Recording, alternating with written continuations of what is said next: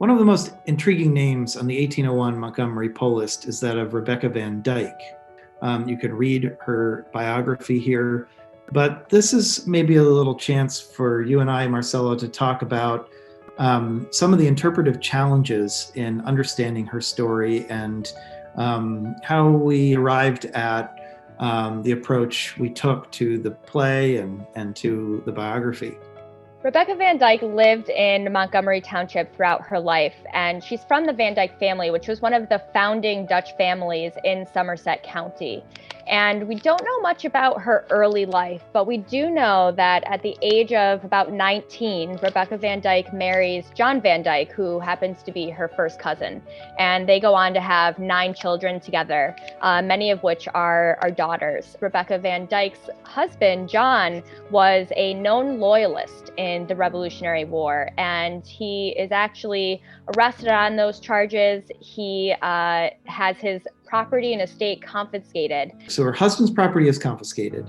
Now, this is under one of the many confiscation acts adopted by the revolutionary government to seize loyalist property to help pay for the war, right? Correct. So if she's going to end up on a voter list, how does she do that if the property's been confiscated and there's a property requirement? So we see that Rebecca Van Dike and her father, Rolf, who is also John's uncle, end up purchasing John's confiscated estate.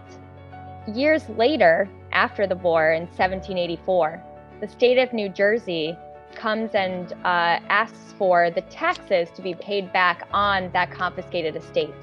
Rebecca's lawyer, William Patterson, makes the argument that because Rebecca is a married woman, that she cannot legally be responsible for paying the taxes on that confiscated estate. She's getting it both ways, right? She gets to own the property, but she doesn't have to pay for it. Is that one way of looking at it? It's one way of looking at it. And while we don't actually know the outcome of that case in 1784, we see Rebecca Van Dike appearing on tax lists, paying taxes on her 227-acre estate. So, and she's paying those taxes for her whole life, or is her husband on there sometimes? What's the pattern there? Rebecca continues to pay taxes, at least as we see her appearing on tax lists through the 1780s and early 1790s. Now, we do see John, her husband, returning to Montgomery Township in the 1790s. We assume that he's welcomed back into his community and back into his marriage and his home. When her husband comes back, she's still on there with him. So it's not that she's just filling in for him while he's gone. Even when he's back, she's sharing the credit as head of household for that property.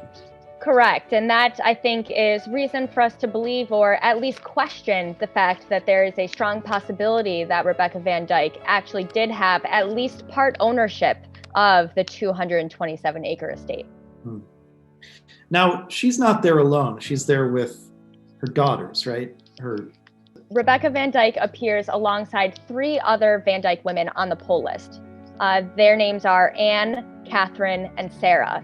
However, Rebecca Van Dike also had a daughter named Rebecca Van Dike. And all 4 of those daughters, Rebecca, Anne, Catherine, and Sarah, are all single women in their 30s living at the 227-acre estate where Rebecca and John live. So we can't totally rule out the possibility that the name on the poll list is in fact her daughter, not her.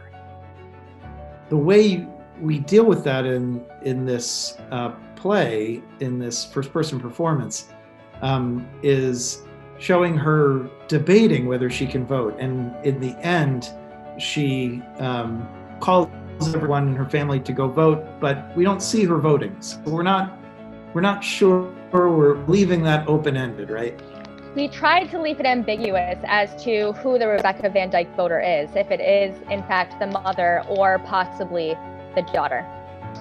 I think that the Van Dike women that appear on the poll list also show us that there are multiple generations in some families of women going to the polls to vote. If we do have Rebecca Van Dike, the mother, voting alongside her daughters, that would be 2 generations of Van Dike women who are going to the polls together. and two very different types of generations. We would see that daughters that appear on the poll list would be voting as young single women in their 30s, who some newspapers in that period referred to as, quote unquote, Wollstonecraftian women, after Mary Wollstonecraft's vindication of the rights of women.